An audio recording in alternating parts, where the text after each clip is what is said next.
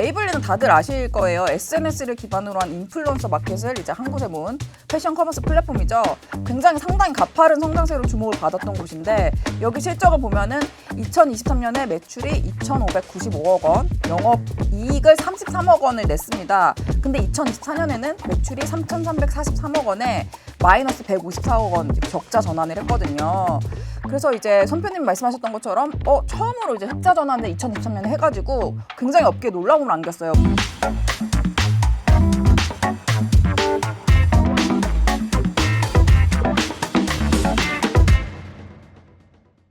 안녕하세요. 아웃스탠딩의 홍선표 기자입니다. 최근 저희 아웃스탠딩이 730여 개의 스타트업을 56개 업종으로 나누어서 분석한 스타트업 700곳 실적 모아보기라는 이름의 전자책을 내놔서 업계에 매우 큰 관심을 받고 있는데요. 지난주 방송에서는 56개 업종에 속한 스타트업들 중에서 2024년 실적이 가장 좋고 주목해서 볼만한 베스트 플레이어들을 선정해서 소개해드렸습니다.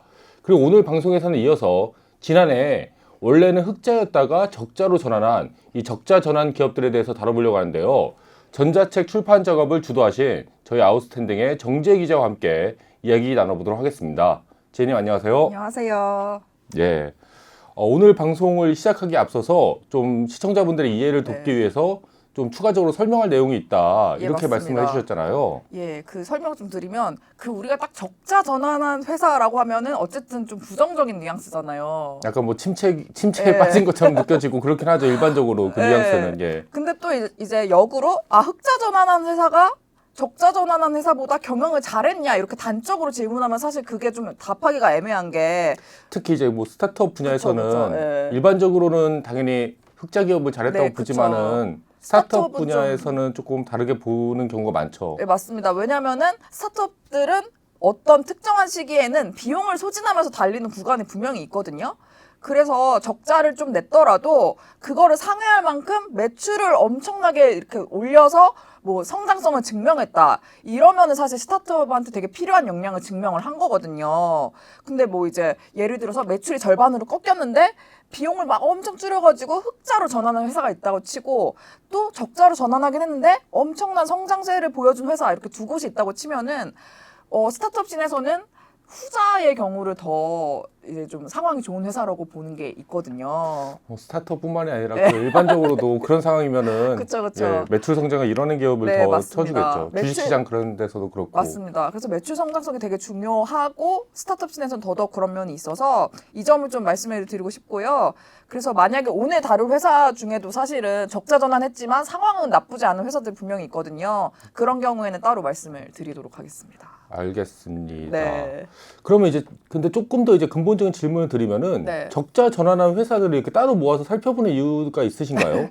예, 있죠. 제가 방금 말씀드린 내용들을 알고 있다고 하더라도 적자 전환 기업을 살펴보는 거는 시사점이 있어요. 왜냐면은 최근에 투자 시장이 좀 얼어붙고 이제 스타트업 씬도 좀 침체기가 오래됐잖아요. 그래서 사실은 2023년부터 많은 기업들이 수익성을 강화하기 위해서 정말 많은 노력을 했고 런웨이라고 해가지고 좀 생존할 수 있는 기간을 늘리기 위한 여러 노력을 기울였던 것도 사실이거든요. 그리고 제가 아까 말씀드렸던 것처럼 스타트업들이 어떤 특정한 시기에는 비용을 쓰면서 달린다고 하더라도 그래도 그 특정한 시기를 지나면은 반드시 BEP를 달성을 하고 영업이익을 또 내야만 하는 것도 맞아요. 그래서 스타트업의 성과 지표가 되게 여러 가지가 있을 수 있지만 그래도 가장 최고의 객관적인 데이터는 역시 손익계산서상 매출하고 영업이익인 거는 또 변하지 않는 진리이기 때문에 또 아무리 스타트업이라고 해서 뭐 기업의 존재 목적에서 또 벗어날 수 있는 건 아니거든요. 그냥 이제 참작만 해주는 거지. 그래서 적자 전환 회사가 어디인지 살펴보는 것은 그럼에도 불구하고 의미가 있다. 이렇게 말씀을 드릴 수 있을 것 같습니다. 그러시군요. 네. 그럼 오늘 방송에서는 이제 몇 군데 정도의 회사를 살펴보실 건가요? 예, 이게 제가 기사를 이미 내기는 했는데 그때는 25곳 정도를 다루었어요. 근데 오늘 방송에서는 12곳만 다루려고 해요.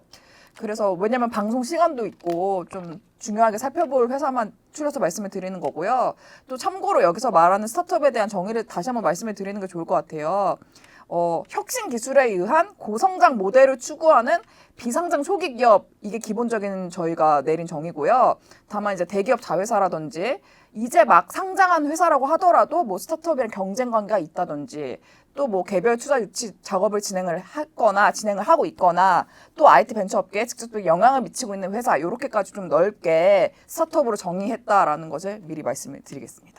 알겠습니다. 그럼 네. 첫 번째로 살펴볼 회사는 어딘가요? 예, 아이디어스의 운영사 백패커입니다. 혹시 아이디어스 아시나요? 아, 예, 알고는 있죠. 예, 예. 네네.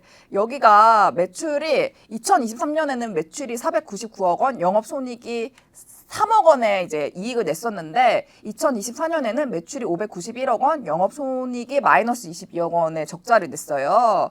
그래서 어쨌든 적자 전환을 한 기업이고 이제 아이디어스는 아시는 분들은 다 아실 텐데 핸드메이드 커머스 플랫폼이에요. 이제 남자분들은 잘 모르시던데 이제 저희 선표 기자님은 아시는데 예. 근데 여기가 적자 전환을 하기는 했지만 매출 자체가 2023년 대비 일정 수준 이상 성장을 했고요. 사실 적자 규모가 그렇게 크지는 않거든요. 그래서 이런 점을 감안하고 살펴볼 필요가 있습니다. 왜냐하면은 제가 지금 방금 말씀드린 수치 외에 사실 2022년과 2023년을 비교했을 때는 매출 성장이 멈췄었거든요. 2023년 말씀하시는 거죠? 예. 그리고 흑자만 좀 낸 상태였거든요. 근데 흑자가 뭐 많이 낸 것도 아니잖아요. 3억 원. 근데 2024년에 다시 매출 성장세가 좋아졌단 말이에요. 그래서 이런 거는 아까 제가 말씀드린 것처럼 적자 전환을 하긴 했어도 회사의 상황이 오히려 좋아졌다라고 보는 게 더 합리적인 설명인 것 같습니다. 그렇군요. 네. 다음에 살펴볼 회사는 이제 술을 파는 회사네요. 네. 그 원소주라는 그 브랜드를 예. 만든 회사로 알고 있습니다. 혹시 원소주 드셔보셨나요? 안 먹어봤습니다. 저는 이제 클래식한 스타일을 좋아하기 때문에 아 예, 그렇구나. 클래식한 그 예. 특정 소주만 마십니다. 예. 네. 아 그 원소주가 엄청 핫했던 건 아시죠? 출시했을 때 그 막 뉴스에도 많이 나오고 예, 예. 막 SNS도 엄청 휩쓸고 저도 처음 출시됐을 때 이게 기자들한테 몇 병 미리 보내주고 그런 행사도 하셔가지고 그때 받아가지고 이제 저희 기자들이랑 종이컵에 따라 마시면서 시음회를 했던 기억이 있는데요.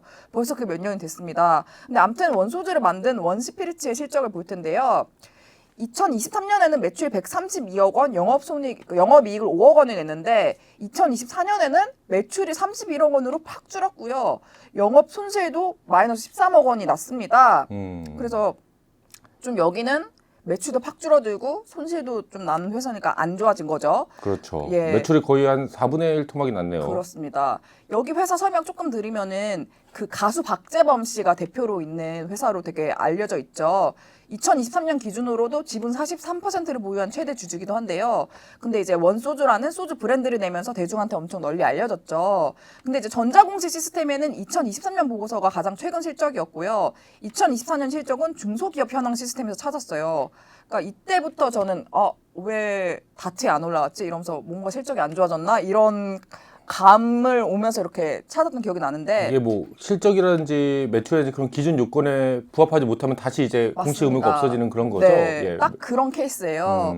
근데 여기가 2022년에 매출을 제일 잘 냈었거든요. 278억 원 찍었던 게 되게 정점이었는데 2023년에 132억 원으로 줄었고 2024년에 31억 원으로 매 배로 쑥쑥 급감을 하고 있잖아요. 예, 예, 예. 그러니까 이거는 원소주로 메가 히트를 치기는 했는데 이후로는 그것을 상회할 만한 어떤 히트 아이템을 내지 못했기 때문에 전형적으로 매출이 줄어들고 있는 사례고 뭐 매출이 줄어드니까 사실 아무리 비용을 쫄라맨다고 하더라도 적자 전환은 할 수밖에 없었다 이렇게 설명을 드릴 수 있을 것 같아요. 근데 이 소주는 그 네. 일반 식당에서 파는 건가요? 저 일반 식당에서는 한 번도 못 봤던 것 같은데 제가 가는 식당들이 좀 클래식한 식당에서 그런지 모르겠지만 아마 팔 거예요. 근데 이제 처음에는 막 지금 뭐 여의도의 더현대 이런 데서만 팔고 그러니까 이제 힙하신 분들이 와가지고 또 사가고 이제 사진 찍고 막 그러셨던 기억이 있어요. 너무 이제 그 네. 가수 개인의 그러니까 연예인 개인의 좀 그런 유명세를 이용해서 좀 마케팅을 해갖고 초반에는 잘 나갔지만 네. 나중에는 좀 그게 떨어지고 있다 효과가 이렇게 볼 수 있을까요? 일단 모든 제품이 모든 소비재가 처음에 나올 때는 엄청 핫하지만 사실 그게 주기가 길게 가진 않잖아요. 그래서 또 다른 상품이 나와줘야 되고 그런 순환이 만들어져야 되는데 사실 그걸 좀 못했다고 보는 게 맞는 것 같고요. 원소주는 제가 마셨는데 맛은 있었어요. 근데 이제 사람들이 제 경험을 보면은 제 경험 주변 경험을 보면은 소주라든지 이런 거는 잘 안 바꾸더라고요. 항상 그 진로 마시는 사람은 진로 마시고 그쵸. 처음처럼 마시는 사람은 처음처럼 마시고 뭐 그것도 맞는 카스 말이죠. 마시는 사람은 카스만 테라 마시는 사람은 네. 테라만 이게 입맛 그런 쪽이 잘 안 바뀌더라고요. 특히 식음료 쪽이. 그쵸. 핫할 때 한번 사서 마셔볼 수는 있지만 그것도 계속 이렇게 꾸준히 마시느냐는 또 다른 문제여가지고 또 그걸 못한 걸 수도 있겠죠. 네. 뭐 꼬꼬면 같은 경우도 한때 꼬꼬면 맞나요? 알아요. 이경규님이 하셨던 거? 그거 좋아했는데, 네. 근데 그것도 엄청 핫했지만은 그쵸. 요즘은 그렇게 편의점에도 잘 없는 거 나오긴 그러던데요. 나오나 모르겠네요. 예, 네, 알겠습니다. 갑자기 꼬꼬면 먹고 싶네요. 아무튼 아무튼 식음료 쪽이 굉장히 보수적이기 때문에 주류 네. 쪽도 그렇고. 맞습니다. 그 다음에 살펴볼 기업은 어딘가요? 여기는 간편식 브랜드 에이템의 운영사인 이그니스인데요. 여기도 2024년에 적자 전환을 했습니다. 매출을 조금 자세히 살펴보면은 2023년에 매출이 946억 원, 영업이익이 3억 원이었는데요. 2024년에는 매출 1,350억 원, 영업 손실 86억 원을 냈습니다. 네. 그래서 어쨌든 적자 전환을 했고, 근데 이제 과거에도 작은 규모의 적자를 좀 내다가 2023년에 흑자 전환을 했다가 2024년에 다시 적자 전환을 한 케이스예요. 근데 이제 제가 말씀드렸던 것처럼 창사 이래 처음으로 1,000억 원 매출을 돌파를 했거든요. 그래서 성장세가 나쁘지가 않고요. 그리고 여기가 좀 괜찮은 회사예요. 일단은 누적 투자 유치 금액만 544억 원에 달하고 지난 2024년 6월에는 프리-IPO 단계로 키움 프라이빗 에쿼트랑 하나증권으로부터 120억 원의 투자를 유치한 전력도 있습니다. 그래서 여기가 조만간 상장을 할 것으로 보이고 보통 그러면 실적에 더 신경을 쓰잖아요. 그래서 2025년에는 보다 호실적을 내지 않을까 생각이 되는 회사고요. 그래서 이런 경우도 적자 전환을 했지만 뭐 회사의 상황이 나쁘다 이렇게 말씀드리기는 어려운 회사다 이렇게 정리를 할 수 있을 것 같습니다.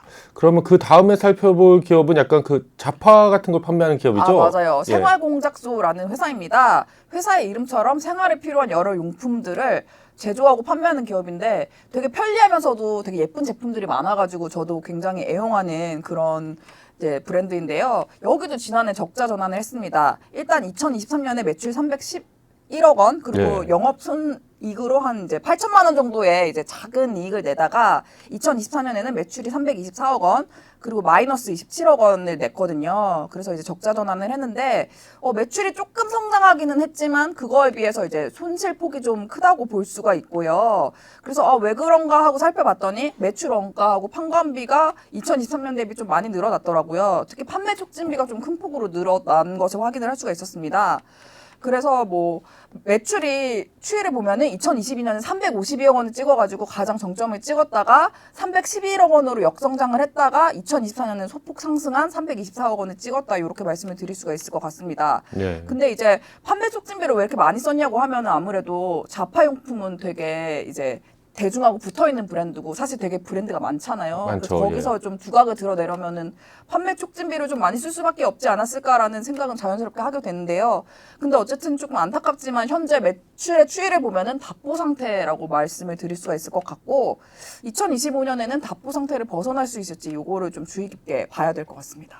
알겠습니다. 네. 그 다음은 좀 이제 유명한 회사네요. 네. 에이블리잖아요. 예. 근데 에이블리 같은 경우에는 2023년에 흑자로 전환해갖고 맞아요. 어닝 서프라이즈다 맞아요. 이렇게 이야기도 들었는데 2024년에는 다시 이제 적자로 좀 전환했네요. 예, 이거 조금 설명을 드리면은 사실 에이블리는 다들 아실 거예요. SNS를 기반으로 한 인플루언서 마켓을 이제 한 곳에 모은 패션 커머스 플랫폼이죠. 굉장히 상당히 가파른 성장세로 주목을 받았던 곳인데 여기 실적을 보면은 2023년에 매출이 2,595억 원, 영업 이익을 33억 원을 냈습니다. 근데 2024년에는 매출이 3,343억 원에 마이너스 154억 원 적자 전환을 했거든요.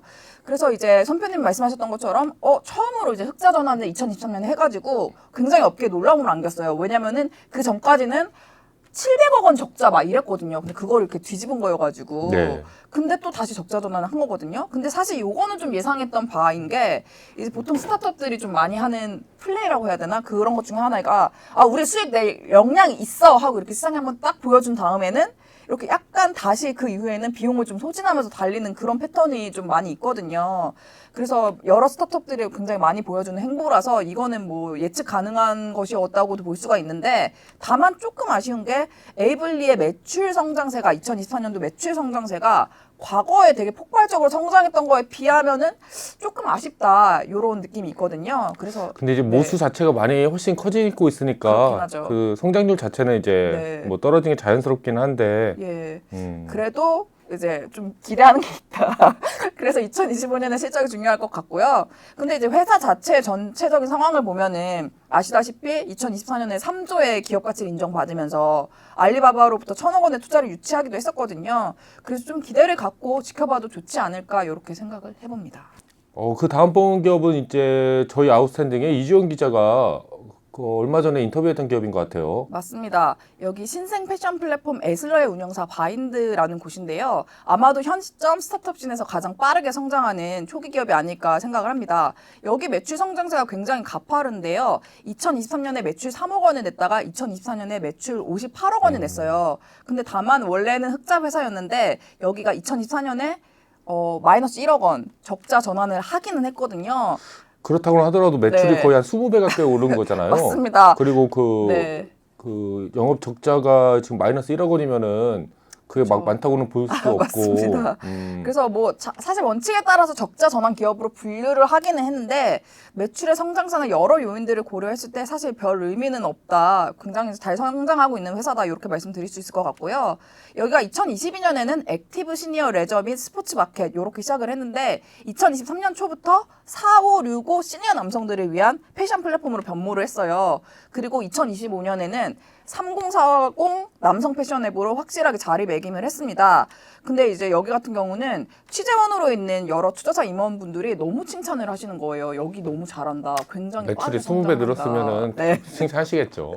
예, 그때는 이제 숫자가 나오기 전이어서 제가 반신반의했는데 이제 숫자를 보고 이게 다 이유가 있었구나 이런 생각을 했고요.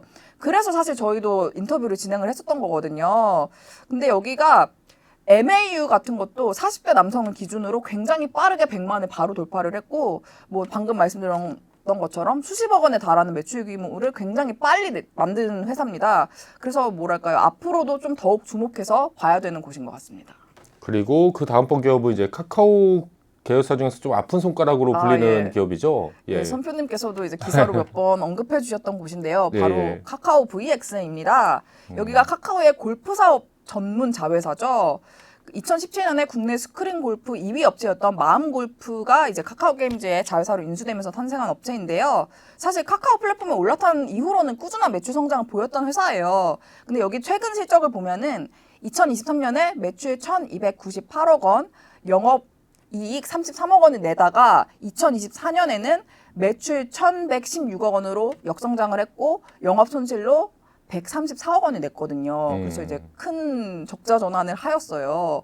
이게 뭐 사실 여기 조금 히스토리를 보면은 2022년에 매출 1,776억 원을 찍으면서 정점을 딱 찍고 2023년부터는 좀 사업 기반이 좀 이렇게 흔들리면서 계속 매출하고 영업 손익이 좀 안 좋아졌거든요. 예. 그 뭐 이유는 너무 다들 아시겠지만 카카오의 평판 리스크와 더불어 이제 스크린 골프 산업 자체도 좀 위축이 되는 부분이 있어가지고 직격탄을 맞았다 이렇게 말씀을 드릴 수가 있습니다. 그래서 2024년에도 이런 매출의 역성장이 지속이 된 거고 이제 아까 말씀드렸던 것처럼 큰 손실을 내면서 적자 전환을 했다 이렇게 말씀을 드릴 수가 있는데요.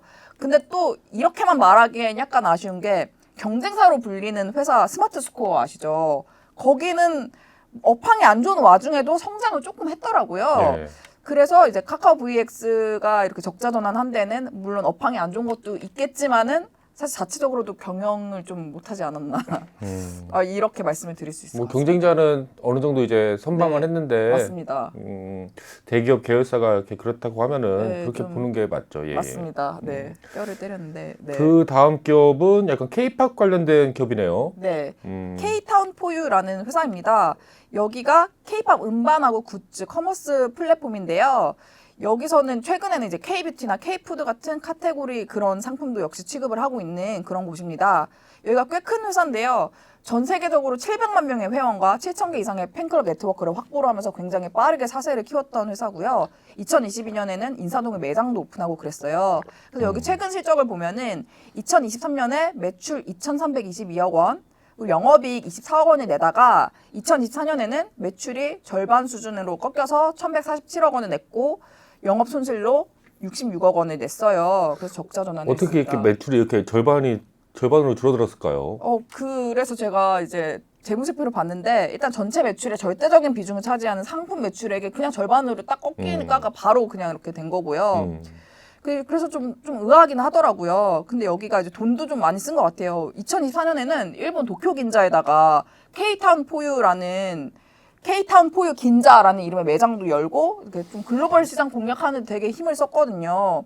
근데 이제 2021년에 2천억 원 매출을 돌파를 하고 계속 2천억 원 넘는 매출을 계속 잘 내고 있었거든요. 근데 이제 2024년에 갑자기 매출이 딱 꺾여가지고 이게 일시적인 것인지 아니면 약간 하락세의 시작인 것인지 조금 지켜보려면은 2025년에 실적을 좀 주의 깊게 봐야 되겠다 이런 생각을 하고 있습니다. 아 근데 절반 수준으로 저러는 거는 좀 그렇죠. 그래서 여기서 생각해 볼 수 있는 거는 K-팝 시장 자체가 좀 약간 주춤한 부분이 조금 있기도 하거든요, 요즘. 그래서 약간 그거에 영향을 받은 것인지. 아니 뭐 BTS가 이제 군대 다 제대했다면서요. 어제 뉴스 보니까. 이제 뭐 다시 그러면 BTS 이제 네. 만들어지면은 다시 이제 이렇게 결성되면은 뭐 지금도 결성되는 상태지만은 네. 다시 활동하면은 이렇게 좀 K-팝이 이게 더 크게 이제 살아날까요? 근데 또 저는 제가 잘 몰라갖고. 아 이거 말 조심스럽게 해야 되는데 BTS는 함부로 얘기를 하면 안 돼가지고 근데 저는 기다리고 있다. 네, 그 날만을 기다리고 있다. 이 정도로 정리하겠습니다. 그렇군요. 네. 그 다음번은 최근에 이제 상장했던 회사잖아요. 예, 데이원 컴퍼니라고 이제 저희 채팅방에서도 굉장히 얘기가 많이 나오는 곳인데 데이원 컴퍼니는 일단 뭐 최근 실적 보시면은 2023년에 매출 1,165억 원, 영업이익으로 11억 원 정도 냈습니다. 근데 2024년에는 매출은 조금 늘어서 1,276억 원을 냈는데 영업 손실로 3억 원을 냈어요. 그래서 네, 조금 적자 전환을 했죠. 뭐 여기는 아시는 분들은 많이 아실 텐데 국내에서 처음으로 직무 교육 시장을 연 개척자 회사죠. 이제 컴퍼니 빌딩 기업인 패스트트랙 아시아가 설립을 했고 이후에 몇 차례 VC 투자를 받으면서 굉장히 빠르게 성장을 했었고 그래서 저희 아스쇼에도 한번 이제 오셨었잖아요. 오셔서 네, 인터뷰도 하시고 그랬는데 근데 여기는 굉장히 빠르게 성장을 했어요. 2022년에 연 매출 1,000억 원을 빠르게 넘겼고 2025년에는 이제 코스닥 시장에 상장을 했었죠. 이게 성인교육 콘텐츠 업계에서는 첫 상장 기업이어서 뭐 굉장히 화제도 좀 됐었는데, 근데 이제 안타깝게도 적자 전환을 했죠. 근데 어쨌든 매출은 늘기는 늘었으니까, 좀 지켜봐야 된다. 왜냐면은 이제 영업 손실 규모도 그렇게 크지는 않아가지고. 그렇죠. 여기는 3억 이제, 원이면은. 네. 2025년 실적 중요할 것 같고, 성장세를 이어나갔으면 좋겠다라는 바람이 있습니다. 2024년 매출 중에서 제가 한 25만 원 정도 부탁드렸습니다. 저도 하나 구독을 해갖고 아, 맞아. 그 하나 25만 원 정도는 여기 제 기업이라고. 저도 한 몇십만 원 네. 네, 기여를 했을 것 같습니다. 제가 여기 강의 열심히 잘 듣고 있어서 알겠습니다. 네, 파이팅하고 있습니다. 그 다음 기업도 한번 살펴봐야죠. 예. 네, 그 기업용 LLM 올인원 솔루션이죠. 엘리라는 것이 제공하는 이제 올거나이즈 코리아라는 기업인데요. 여기가 2023년에 매출이 22억 원이었고 영업이익이 2억 원이었는데 2024년에는 매출은 47억 원 그리고 이제 마이너스 1억 원에 0.1억 원, 1,000만 원이죠. 원이죠. 1,000만 원. 1,000만 원에 큰 이제 뭐 사실은 뭐 네. 사실 적자전 하긴 한 거지만 예. 그냥 뭐 그렇게 뭐 부정적인 의미의 적자전이라고 볼 수는 맞습니다. 없죠. 예. 왜냐하면 매출이 지금 2배 이상 성장을 했잖아요. 네. 그래서 여기는 상황이 나쁜 회사가 아니다. 하지만 이제 적자 전환은 한 거기 때문에 여기에 넣었고요. 조금 더 소개를 드리겠습니다. 여기가 2021년에 시리즈 B로 에이티넘 인베스트먼트, 스톤브리지 벤처스, 그리고 미쓰이 스미토모 은행으로부터 110억 원의 투자를 유치한 회사예요. 그리고 2023년 11월에는 SK텔레콤으로부터 54억 원의 투자를 유치한 바 있습니다. 그래서 아까 말씀드렸던 것처럼 여기는 매출이 2배 이상 성장했고 영업 손실의 규모 사실 1,000만 원이기 때문에 뭐 상황이 나쁘지 않다. 오히려 좋은 회사다 이렇게 말씀을 드릴 수 있을 것 같습니다. 그리고 미쓰이 스미토모 은행이 진짜 일본의 굉장히 큰 대형 네, 은행이잖아요. 그렇다고 하더라고요. 저는 이번에 알았습니다. 일본 은행 뭐 미쓰이, 네. 스미토모, 미쓰비시 뭐 이런 데가 있는데 네. 굉장히 큰 은행이라서 우리나라 5대 금융은행을 네. 뭐 합친 거하고 비쌀걸요. 그 정도 큰가요? 저 예, 그 정도 예. 저도 이제 몰랐는데. 옛날에 봤던 자료인데 일본 은행들이 우리보다 훨씬 우리나라 대형 은행들보다 훨씬 크거든요. 네.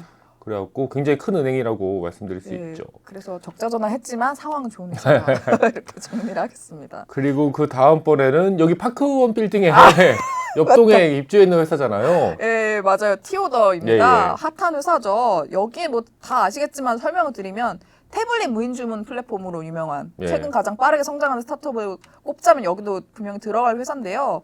그런데 이제 최근 실적을 보면 2023년에 매출 586억 원, 이제 영업 이익으로 86억 원을 냈던 수익성 괜찮은 회사였는데 2024년에 매출 583억 원, 그리고 이제 마이너스 180억 원의 적자를 냈어요. 그래서 좀 흑자 회사에서 적자 회사로 전환을 했습니다. 뭐 이제 몇 가지 원인이 있겠죠. 일단은 외부를 보면 여기 초창기 테이블 오더 시장이 뭐 티오더, 메뉴인 이런 스타트업들의 주 무대였다가 이게 장기적으로 성장 가능성이 있다라고 생각한 거대 기업들이 속속 합류를 하기 시작했어요. 그래서 굉장히 경쟁이 세졌거든요. 2023년에 KT, 야놀자 F&B, 그리고 2024년은 배달의 민족 토스플레이스, 그리고 2025년에는 쿠팡, 한국신용데이터까지 이 시장에 진출을 한 거예요. 그러니까 이제 굉장히 각축전이 벌어지고 있는 굉장히 핫한 시장이라고 정리를 할 수가 있고요. 이제 외부적인 요인을 보면 그런데 내부적으로는 어땠냐? 비용을 많이 썼더라고요. 특히 인건비하고 지급 수수료가 굉장히 크게 늘어난 거를 확인을 할 수가 있었습니다. 경쟁이 격화되니까. 맞습니다. 그래. 인재도 데려와야 네. 될 것 같고. 근데 이제 경쟁이 격화되면 이제 마케팅도 비용을 많이 쓰고 그래야 되잖아요. 그래서 이거 굉장히 쉽지 않은 상황인 것 같은데 티오더가 이 위기를 어떻게 타개할 건지 좀 궁금하긴 하고요. 그래도 빠르게 성장한 좀 저력 있는 팀이니까 좀 지켜봐야 되겠다 이렇게 생각을 하고 있습니다.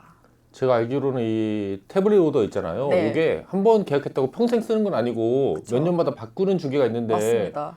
티오더도 이제 초기에는 이제 많이 깔았는데 이제 네. 그게 많이 바꾸는 주기가 그쵸. 다가왔다고 알고 있거든요. 또 그게 근데 이제 또 연장하기가 어려운 상황이 된 거죠. 왜냐면 갑자기 플레이어가 많아졌으니까 또 예. 애초에 그 대기업들이 이제 그 타이밍을 보고 그런 거겠죠. 이제는 이제 우리가 이제 연장 주기가 아. 갱신 주기가 됐으니까 이때 딱 치고 이때 우리가 들어가야겠다. 선택지로 들어가겠다. 오. 그게 한 2, 3년 되는 걸로 알고 있거든요. 이게 뭐 우리가 핸드폰 약정 네. 끝나면 2, 3년 만에 바꾸시는 분들 많잖아요. 그렇죠, 그렇죠. 그걸 노리고 있다가 대기업들도 아 치밀하네요. 일단은 뭐 들어가서 좀 아, 이미 태블릿 오더를 쓰고 있는 데는 결국 계속 쓸 거 아니에요. 그렇죠. 편하니까. 안 쓰고 있던 데를 쓰게 하는 것보다는 쓰던 데를 자기네들 걸로 바꾸는 게 맞습니다. 더 유리한 조건을 제시해갖고 뭐 우리도 막 인터넷 바꾸시게 되면은 이게 뭐 돈 이렇게 뭐 지원해 네. 드린다 어쩐다 이렇게 많이 오잖아요. 네. 그런 거 비슷한 상황이 아닐까. 아, 예, 마지막으로 살펴볼 기업이죠. 이곳은 예. VD 컴퍼니라는 곳입니다. 여기는 AI 기반한 자율주행 서빙 로봇과 솔루션을 제공하는 기업인데요. 아웃스탠딩에서도 인터뷰를 한 적이 있습니다. 여기 실적을 보면은 2023년에 매출이 238억 원, 영업이익으로 11억 원을 냈던 회사인데요. 2024년에는 매출이 128억 원으로 절반 조금 안 되게 깎였고요. 마이너스 63억 원 적자 전환을 했습니다. 여기가 2021년에 200억 원 매출을 돌파를 하면서 꾸준히 성장을 했던 회사예요. 근데 이제 2024년에는 본 것처럼 매출도 크게 역성장을 하고 상당한 규모의 적자를 냈다고 할 수 있는데요. 여기가 저희 이전에 퇴사하신 이성봉 기자님이 인터뷰를 해가지고 제가 굉장히 재밌게 읽었는데 이쪽 시장의 1위격 정도 되는 기업이에요. 서빙 해주는 데인가요? 예, 그러니까 서빙 예, 로봇. 서빙 로봇. 예, 서빙 해주는 건 아니고. 예. 네. 그 근데- 배달의 민족도 이런 거 하나 갖고 있잖아요. 네, 맞아요. 네. 이제 여기저기서 하려고 하죠. 근데 뭐 배미는 옛날부터 있었지만, 음. 근데 이제 여기서 대표님이 그때 인터뷰 때 하셨던 말씀이 여기가 시장이 핫한 건 맞는데 시장 규모가 생각보다 빨리 크는 게 아니더라 이런 말씀하셨거든요. 로봇 시장이 핫한 건 사실 모두 아시는 분들은 아시는데. 그래서 많이들 뛰어들고 경쟁은 심한데 시장 자체가 느리게 크니까 보통 그런 경우에 플레이어들이 너무 힘들잖아요. 그래서 어느 업종이나 다 애로사항이 있겠지만 정말 쉽지 않은 시장이라고 다시 한번 생각이 들었고요. 하지만 어쨌든 업계 1위를 한 저력 있는 회사다 보니까 2025년엔 좀 반등할 수 있지 않을까 기대와 응원을 보내드리고 싶습니다. 저희가 지금까지 이제 10개 네. 조금 넘는 기업들 살펴봤는데 근데 이제 다 같은 적자 전환 기업이라는 이 카테고리에 묶였어도 네, 상황은 진짜 다 천차만별인 것 같아요. 맞습니다. 사실 저희가 오늘 방송에서 다룬 회사는 딱 12곳이지만 이제 저희 기사에는 뭐 반려동물용품 펫스루의 운영사 BM스마일, 뭐 3D 의상 소프트웨어 클로를 개발해서 운영하는 클로 버추얼 패션, 그리고 에드테크 기업인 매드업, 그리고 굿즈하고 단체 상품 제작 플랫폼인 마플샵을 운영하는 마플 코퍼레이션 요런 데들도 적자 전환은 했지만 매출은 크게 늘어서 사세가 확장되고 있는 곳들이거든요. 또 이런 경우에는 영업 손실이 또 그렇게 크게 나지도 않았어요. 그러니까 오히려 초록색 신호등이 켜진 회사들이고. 건강한 적자네요. 네, 맞습니다. 성장을 위한. 네, 그 계획된 적자라고도 많이 말을 하는. 보통 많이 그렇게 말씀도 예. 하시죠. 예. 근데 이제 어쨌든 2025년에도 상승세를 이어갈 수 있지 않을까 기대할 수 있는 곳들인데 또 근데 이제 제가 여기 굳이 거론을 하진 않겠지만 기사로 보시면은 매출도 줄고 영업이익도 줄어든 회사들도 분명히 있어요. 꽤 있고. 그런 회사들은 이제 역성장의 굴레에 들어갔다라는 표현을 쓸 수 있을 것 같은데 2025년에는 반드시 만회를 하거나 뭔가 이제 좀 가능성을 보여줘야 된다 이렇게 정리를 할 수 있을 것 같습니다. 알겠습니다. 네. 예, 지혜님 오늘 방송도 준비해 주시느라 고생 많으셨고요. 아닙니다. 예, 오늘 방송에서는 지난 2024년도에 적자로 전환한 12개 스타트업들에 대해서 살펴봤습니다. 이들 기업 모두 2025년에는 수익성과 성장성이라는 두 마리 토끼를 모두 다 잡으시기 바라겠습니다. 저희 아웃스탠딩에서도 꾸준히 팔로우업 하면서 이에 대해서 좋은 기사를 한번 써보도록 하겠습니다. 예, 오늘 말씀드린 내용을 비롯해서 730개 스타트업, 56개 업종에 대한 상세한 분석은 저희 아웃스탠딩이 최근에 출간한 스타트업 700곳 모아보기라는 그 전자책에서 확인하실 수 있습니다. 이 책은 또 저희 이제 이 유튜브 채널에 더보기란을 보시면은 바로 구매 링크도 마련돼 있어갖고 쉽게 이제 구매하실 수 있고요. 예, 앞으로도 저희 아웃스탠딩 쇼에서는 IT 테크 업계 최신 이슈에 대해서 오늘처럼 쉽고 정확하게 설명해 드리도록 하겠습니다. 예, 오늘 방송은 여기서 이만 마치겠습니다. 감사합니다. 감사합니다.